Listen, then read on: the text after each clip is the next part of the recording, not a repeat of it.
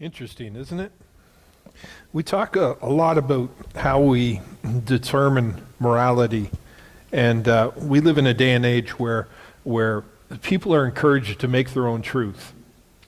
To that if we just get to our basic core nature, we're all going to love each other, and we're all going to drink Coke, and we're all going to love the world and sing songs and that kind of thing. Whereas history has proven us entirely wrong. In fact, as he said, the 20th century, more people were killed in the 20th century, which was the most advanced technological century of all time, than the previous 19 combined. As our technology increased, our subjective moral reasoning ended up causing us to murder each other more.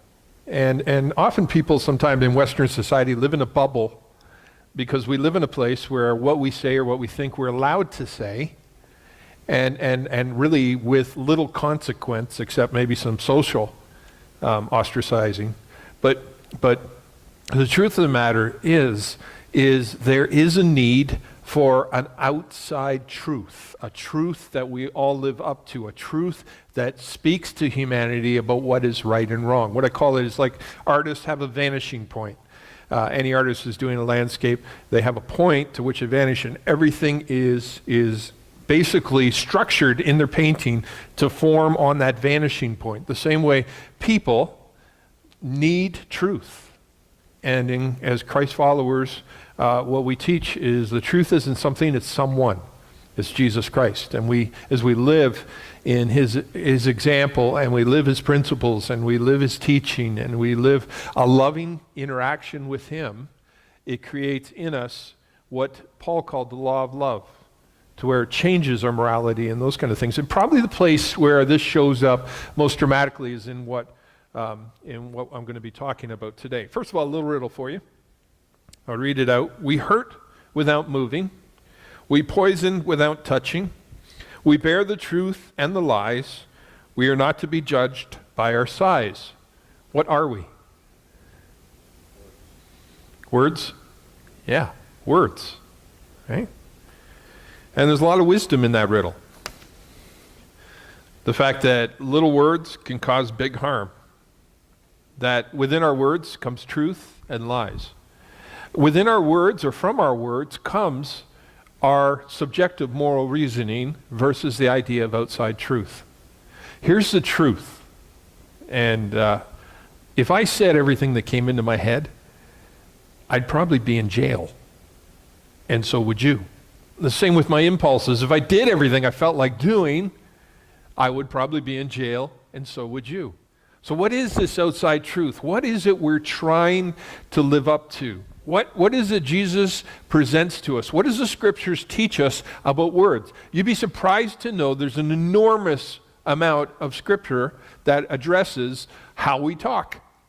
Because as the author James wrote in the New Testament, he said, if we can control our tongues, if we can control what we say, pretty well anything else is within grasp. Because controlling what we say is probably the hardest thing to tame, is our tongues and what we say. Week 1 we talked about complaining. Week 2 criticizing. Week 3 lying. Tyler, do okay? Yeah, he's funny, isn't he? And last one is gossiping, and that's what I want to talk to you today. Gossip claims I'm strong because they are weak. The gospel proclaims I am weak, but he is strong.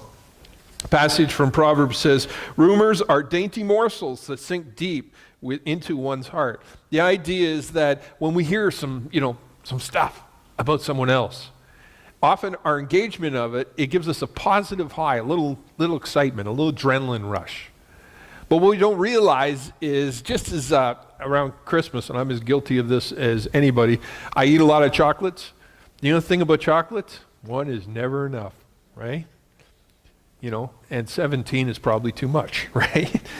And I love chocolate. This year for Christmas, I've got 18 boxes of chocolates, including after eights, which are my kryptonite.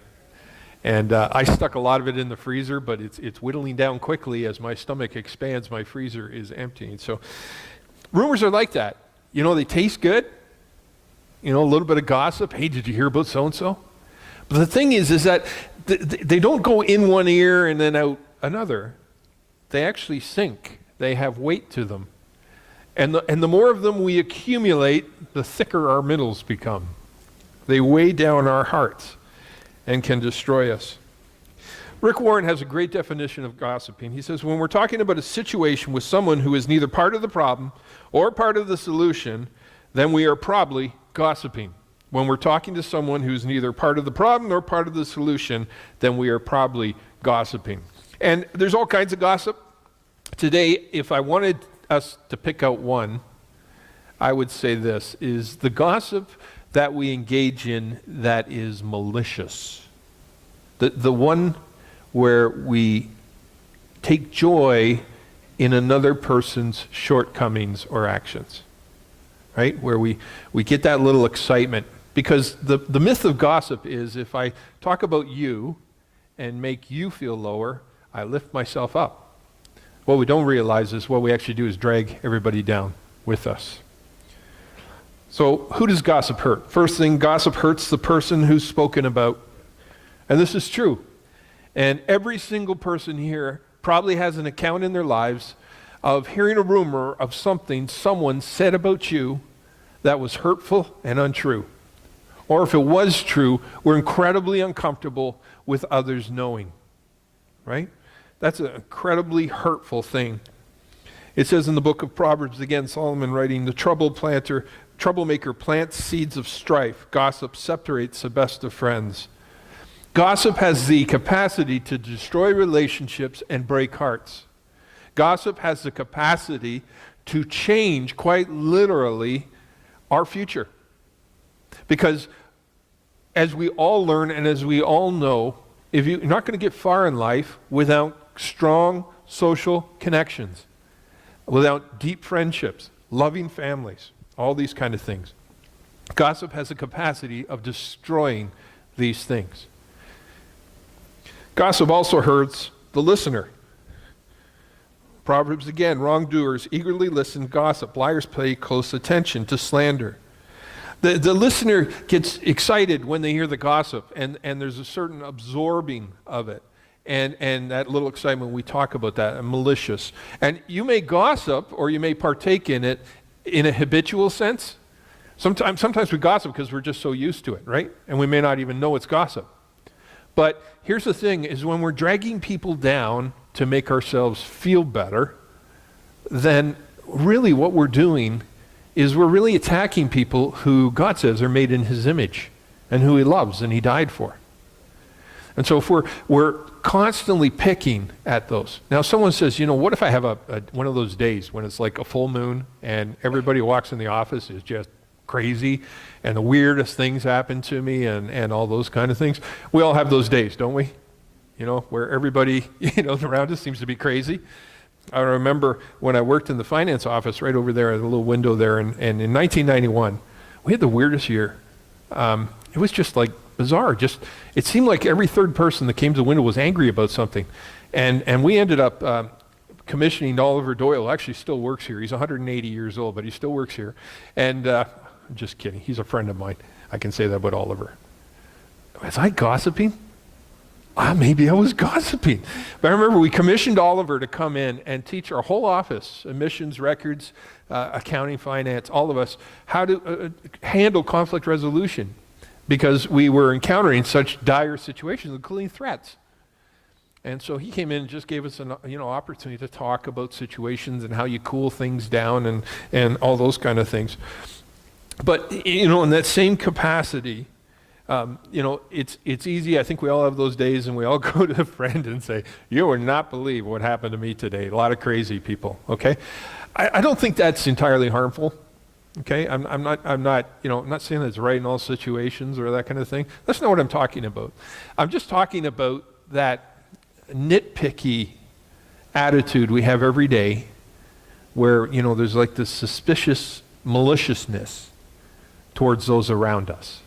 This kind of, we have that kind of bite back attitude, or we have that kind of Debbie Downer, we're someone who drags others around us down. And when we're a listener to gossip, we are participating in something that potentially could destroy relationships. You know, sometimes someone will feed you a piece of gossip, and what they want you to do is fix their problem, which means, you know, they want you to go and fix that other person, or they want you to talk to your boss or your teacher about this other person. And so they'll come to you and they'll go, you know what so-and-so did? Da, da, da, da, da, da. Somebody should do something about that, right? I remember years ago on my street, we had a gentleman, wonderful guy, ended up leading him to Christ, and neat guy, but he used to burn his garbage like all the time. And so, you know, it's just like this boom of smoke, you know, coming up. And I remember one of the neighbors knocked on my door, and she said, "Can you smell that burning?" I said, "Yeah." She said, "Someone should call the town about that." I said, "Yeah, that'd be good. Will you do it?" "No." "Sorry, I'm not willing to participate in that."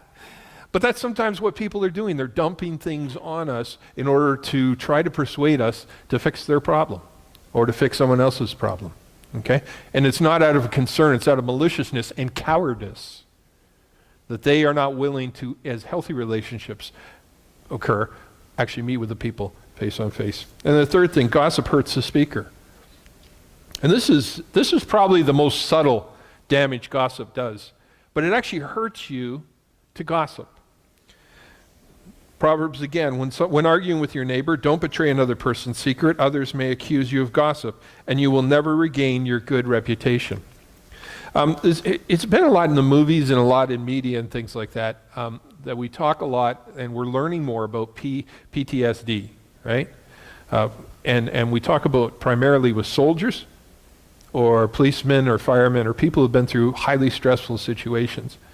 And a lot of times, we will send a soldier across seas, and they engage in military operations, and they see things that no person should ever see.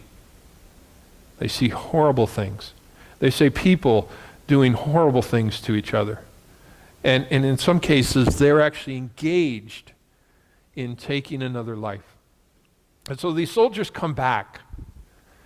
And you would think they come back and everything's okay because they're out of that hellish experience and they're home and they can feel safe and all that. But often the soldiers that come back are themselves altered permanently. I remember growing up, I met a lot of World War II veterans. And one thing, not to generalize a whole lot, but one thing I learned about World War II veterans is they liked to drink and they didn't talk about the war much. And in some of their, sometimes when you combine the two and they drank enough, they started to talk a little bit.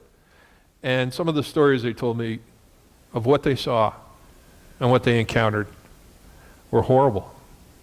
I remember one man particularly, I developed a deep bond with him. His name was Cecil Hurley.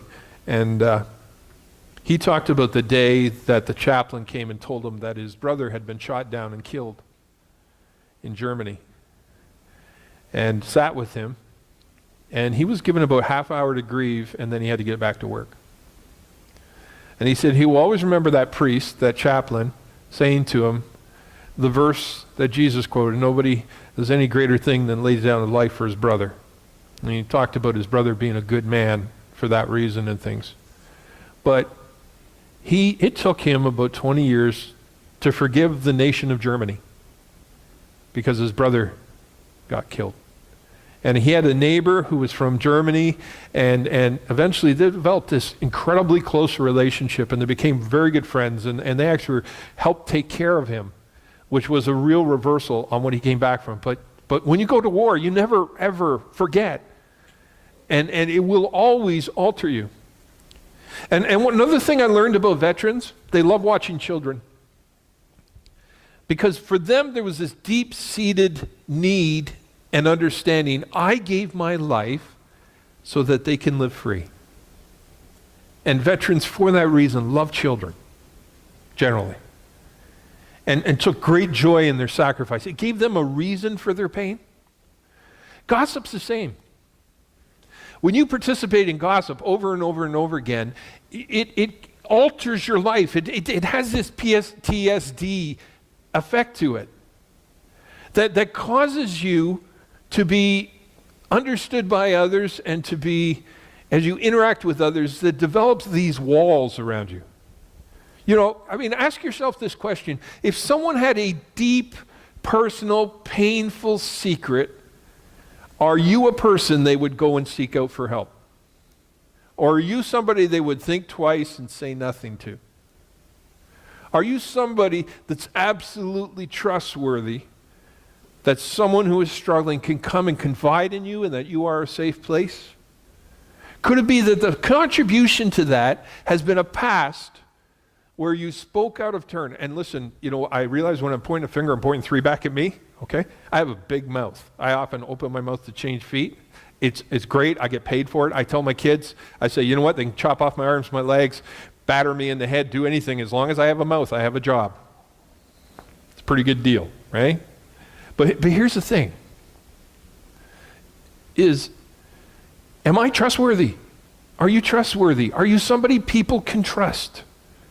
Can people come to you and lay out their souls and trust you? It could be your standing and the fact that you do not have deep and meaningful relationships could be a result of the way you've talked about people, and that you have come to be known as someone that people can't trust, that you can't be a safe place. So how do we control gossip? First thing, guard your ears. Guard your ears. Remember, gossip affects you. And so it may seem harmless to listen to gossip, but here's the truth, it does harm you. That's a lie. So the biblical standard is this: if another believer sins against you, go privately and point out the offense. If the other person listens and confesses it, you have won that person back. There's kind of this, in Matthew 18, this hierarchy of how to address gossip. First, you go to the person one-on-one. Second, you take a trusted brother with you or sister in Christ. You go and you confront that person. 3, you escalate it, and then you go back to one-on-one. And this is a process that the church has practiced. I'm not talking about the church like official as far as organization. I'm talking about people who are Christians have a great history of reducing conflict and solving conflict and resolving conflict. Because if someone comes to me and says, hey, look, this is something I'm just struggling with, can you help me understand it? And I go to them with a soft and humble heart, and I'm not like accusing or anything like that. It really helps the fact that they know I haven't talked to 13 people before I've talked to them, right? Because as soon as someone comes to me and says, people are saying this, I had a pastor friend years ago, he used to have a great solve for that, and he'd always say, what people? Well, just people. Yeah, who? Give me names. Well, I'm not comfortable breaking a confidence. Well, don't come to me with it if they're too cowardly to talk to me about it. There's nothing I can do about it. I can't read minds. Anybody comes to you like that, my walls go up, right? Someone comes up and says, I was talking to George and Bob and Sheila and that, and I've decided to come to you and, talk about this and stuff. It's offensive. If someone offends you, go to them one-on-one and try to resolve it first that way. And give them the space and the understanding and grace to process it. They may not at first come back and say, hey, you're right, I'm sorry, I repent. They may not. A lot of times people get defensive. They may say some harsh things in that and say, look, I'm going to pray about it, go with God, just think about what I said. And more often than not, if they don't solve it on the spot, they solve it down the road. And in some cases, you can go through the whole biblical process and they never reconcile. That's one of the hardest things in life to live down. Someone with whom you have conflict in the past that never gets reconciled, but it happens. It happens. What our job is to do everything within our power to build bridges and restore relationships. If someone completely abolishes that and keeps going, that can be hurtful, it's horrible, but it's okay. Go with God. There's no blood on your hands. A gossip goes around telling secrets, so don't hang around chatterers. So guard your ears. Recognize a gossip as something that hurts you. Second thing, close your mouth. Aren't these like earth-shattering rocket science kind of things? But it's true. A wise person thinks twice and says nothing. A wise person thinks twice and says nothing. One thing that deflates gossip is when you drop the ball. And conversation with someone is like playing catch, right? I love baseball, and so there's nothing I like better, than putting the glove on and playing catch with someone, and that. Well, conversations are like catch. They throw the ball to you, and they say, "Oh, so and you say, "Oh yeah," and they you know, it's incredible. This kind of back and forth that happens in order to make a conversation happen. Well, here's the thing: if someone gossips with you, drop the ball. You hear about so and so, you know, change the subject. Oh yeah, that's nice. Did you see that bird? You know, or squirrel, or something else. Just change the topic. Drop the ball. Or say, oh, that's nice, I'm going over here, and go, you know, somewhere else. There's other ways that you can deal with that. Here's some different ways to control gossip or to address gossip in your life. The first one's what I call the subtle. Someone's talking about someone and saying, I'm not feeling very comfortable with this conversation right now. That's kind of a subtle way of saying to someone, like, I don't want to go there with you. The caring, you know, if so-and-so knew we were talking about them, they'd be really hurt. It humanizes the victim, doesn't it? It humanizes the person we're talking about. You know, like, do you know what? If so-and-so heard you say that, how do you think they would feel? I mean, I'll talk about dropping the ball effectively. Third one, this is biblical. Say, you know what? If you have that struggle, why don't you go talk to them about it? Oh, they're just not reasonable, all that kind of thing. Well, talking to me isn't going to help. If you're not willing to solve it, don't talk about it. And don't waste my time talking about it. That's maybe a bit harsh, but you get the meaning. And then direct. Do you know what? If you keep running others down around me, this is a deal breaker for me. I can't keep exposing myself to your poison. So I am here for you, I love you, but I'm here to talk about normal stuff. I don't want to talk about running down other people. And if you want a friend that's going to encourage you in Christ and be there for you, then I'm your person. But if you want to come and run others down and torment them, yeah, maybe it's better I move on in this relationship. Our words matter. Jesus' words, but I tell you that everyone will have to give account on the day of judgment for every empty word they've spoken. For by your words you will be acquitted. By your words you'll be condemned. Matthew 12:36 and 37. Our words matter. And in a world of all kinds of media and social media and all those kind of things, and next week we start a real fun series called Death to Selfie. It's going to be good. You're going to like it, okay? I just say, if you have a cell phone, bring them. If you don't have a cell phone, come anyways. We're going to do some fun stuff starting next week. But in a world of social media, often people will say things online about all kinds of people. You know, someone we tend to run down a lot tend to be our leaders, and I'm as guilty as anybody. You know, our politicians or our bosses or our denominational leaders or our college professors. You know, it seems like fair game, like they're there with a bullseye on them for us to just run down and discredit. But you know what? They're people. People aren't perfect. And sometimes they're doing as good a job as they can do. And maybe honoring them is something that doesn't just reflect on me. Maybe it reflects on how God sees me. Maybe. You know, and like I said, I'm as guilty as anybody of this, but maybe if we started seeing members of authority as people and had a little more grace, yeah, that hits me between the eyes. I don't know about you. And that's all I got to say about that. So I'm going to have a quote show come up. We're going to pass the baskets around. Here are outies and innies. The outies are the ones you take stuff out of. The innies are for putting stuff in. If you're our guest here today, don't worry about the offering, but one thing we do encourage you is over on the tables, you'll see some of these little bags. Just take one with you. It's got a card if you want to be on our mail list or receive our texts each week. We have text updates. There's gum. There's a Starbucks card for $5 and a great book called How Good is Good Enough. And it really talks about what Jesus did for you and what this life, how to really simplify your life. It's a fantastic read, and it's something you can probably sit down and read in about 15, 20 minutes. And so I encourage you to grab one of those. They're free. It's our gift to you, and we encourage you to do that. After the innies go around, the outies come around. They're the ones you put stuff in. Please, if you take any pens, put them back and things, but anything you fill in, feel free to do that. We'll just have a quote show, and then I'm going to take a couple questions. Bonnie,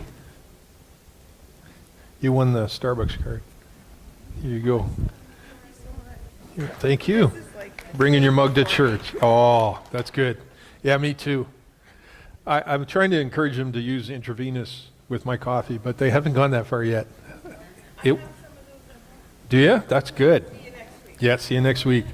Yeah, I need my caffeine in the morning. We have just a couple minutes before we close with a song for questions or comments.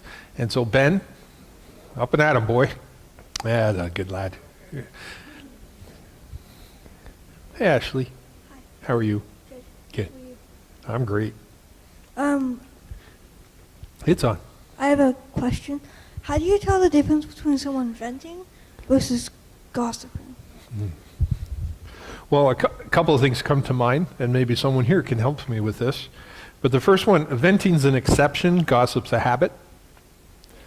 So if the person who's venting, you're kind of surprised they're venting, and you're thinking, wow, they must really have a bad day, if they're venting, and that. If someone vents every day, then it's gossip. Venting's a rare occurrence, okay? And then secondly, venting will be kind of sprinkled with statements like this. I know I'm supposed to love people and all those kind of things, but today I've just had enough. Or God loved them, maybe they knew something I didn't, or maybe they had a bad day, or maybe they didn't get anything nice for Christmas or whatever, those kind of things. One day I vented was a day I went down to Coburg Beach. The boys were real little, and there were a couple of blankets around us, and on one blanket was this guy and his kids, and every 3 minutes he flatulated and never said, excuse me. He just did it, like for hours, okay? And then on the other side, there were 2 guys and 2 girls, and the girls, I'm a truck driver's son, okay? My dad could cuss. He could peel the wallpaper off a wall, okay? But they were saying things that I was never heard my father, and I got my little kids there, and they're swearing and cussing and back and forth, and and I'm sitting there and I'm going, I know I'm Scott, I'm supposed to be the guy, church for the unchurched and reach all that, but these people can go to hell. That's quite literally what I felt like, okay? That was a vent, okay? It just kind of a weak moment and those kind of things. So venting, you will see it sprinkled with a lot of grace, okay? And, things like, oh, forgive me, I know I'm venting, and, all those kind of things. But when someone vents all the time, that's gossip. Just is. Michael, you got any input? On that note, kind of. Yeah. I think there's a strong distinction between when someone's complaining about something that's primarily their problem, Yeah. even if it involves other people, and when they're complaining about other people. So if I say, what really pisses me off about so-and-so, that's a gossip issue. Yeah. But you say, I'm really having a problem dealing with such and such. Yeah. I'm really having this problem. I need help figuring this out. Yeah. I need to figure out how to do this. When you're identifying the problem as your problem, Yeah. even if someone else is causing it, Yeah. that's not a gossip issue. I like that, yeah. That's an issue of you trying to get feedback or sounding board, or you're just trying to build up Yeah. your own mental defenses Yeah. by talking Yeah. to someone else. Yeah. Otherwise we wouldn't do counseling sessions. Yeah, exactly. Right? Yeah. You need to talk about your issues Yeah. Yeah. to people, even if they involve other people. Yeah. Yeah. I would put one qualifier on that. Sometimes you have another believer come to you and say, we really need to pray for so-and-so. You never guess what they're going through, or they come and they say, so-and-so, we need to pray for him. I say, why? What's wrong? Well, I can't tell you. But we need to pray. They're really not in a good place. We really need to pray. Well, you know what it makes me? It makes me curious, right? I'm going digging to find out what the good, juicy details are, right? Those kind of things, okay? So when we're interacting with other people, okay, and we do that, when you're subjective, don't do it with the motive of running that person down. Do it instead with, let me just check, if I were to hypothetically say to someone this and their response was this, do you think I deserve to hear that, or maybe I could have steered that a different way or reworded that, or those kind of things? Yeah, that's the kind of stuff we're talking about. Like I said, beware of the other stuff. Christians sometimes are ninjas at it, and it's really bad. Someone else, questions? Yes, sir. Hey, Stevers. You had any good carrot cake lately? No carrot cake for Steve. No carrot cake. Only Me when she neither? makes it for you. I get to smell it. Really? That's it. Please tell me you don't lick the icing off, because that would just be gross. Because I get it I put it afterward. back. You put it. Sorry, go ahead. No, I said, this is for Scott? She says, yes. I said, no, I hate you. I found Okay. in my life, especially in the age that we're in, social media and whatnot, Yeah. that we have to be really cautious because there are more trolls out there than we know. Yeah.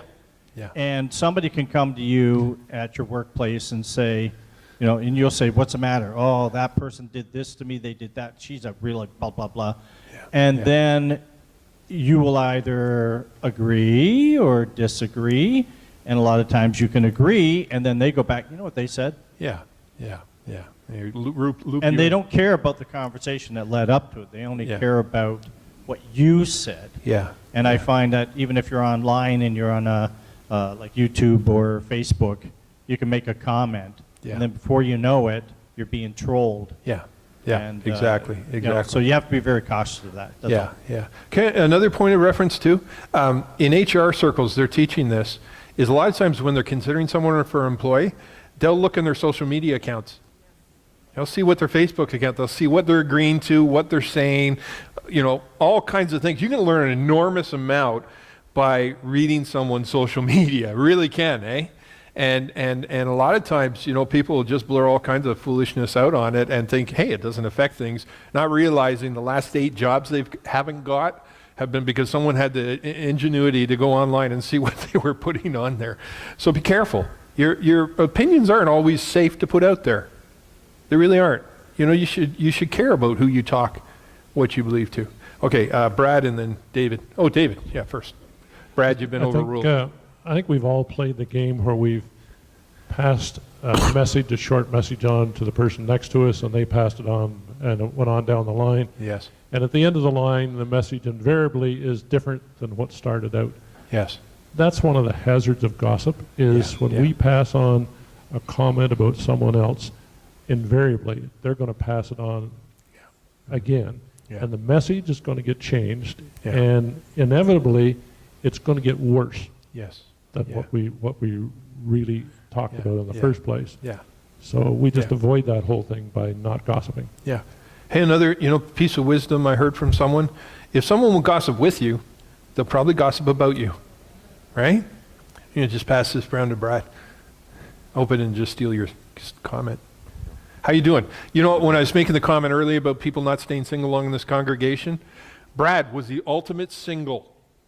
And we got him hooked up here. I'm just saying, that should be in our statement of fundamental and essential truths. It really should. An amazing accomplishment, man. I thought you were never going to do it, but there you are, happily married. Choose your next words wisely. Just a couple of comments. One comment is I have had people talking to me, and they're gossiping, and I've said to them, you know, I feel uncomfortable with this conversation Yeah, because it really seems like gossip. And they've said, no, it's not gossip. It really is true. And then I've had to explain to them that, well, my discomfort is not whether it's fact or fiction. My Yeah. discomfort is that, you know, we're throwing somebody under the bus behind their back, Yeah, and yeah. that's what I don't feel comfortable with. So I find it fascinating that we don't sometimes even in our culture know what gossip is, that we think that if it's true, Yeah. we get to It's run fair with game. it and Yeah. you know, go on the internet and tell everybody because it's true. Yeah. The second thing is that there is a study in psychology says, you know, it's about what we say behind people's back in a positive way, and that is that when we hear through the grapevine the wonderful things that people say Yes. about us behind our Oh, back, yeah. it's more powerful than if that person actually says it to us face to face. It's true. Because the temptation is saying, you know, if you pay me a compliment, I go, oh, Scott, you're just saying that to be nice. Yeah. But when we hear the wonderful things that people are saying behind Yeah. our back, it really resonates with us. Dude, you're such a yin to my yang. That's exactly, you know, you want to talk about an alternative to gossiping, is look for ways to brag up other people. You know, observe good things they're doing. You know how you know, grandparents brag about their grandkids and parents brag about their kids? Well, we're all God's kids, right? Look for ways that they hear rumors about you talking about them in a positive light. Yeah. Nick? Yeah, speak into the microphone. And on the same We're in note, public radio here. There's Yeah. nothing better than having someone say, a third party, say something nice about your kids. Yeah, that is true. That is true. And you know it's... Even when they don't deserve it, right? I'm just kidding. Well, my Yeah. kids deserve it. No. They do. They're adorable. Yeah. That's good. Yeah, no, that's good, Nancy. Yeah. Yeah, it means something. All right, we need to move along. Thank you. Great questions. Great comments. Thank you. I hope we've inspired you today. Next week, we start a series called Death to Selfie. And like I said, it's going to be weird, but good. Then we're going to do a mission Sunday called Big World. We're going to be talking about one of our missions partners and taking you to another country here. And it's going to be really cool. But why don't you stand? We'll close in a song.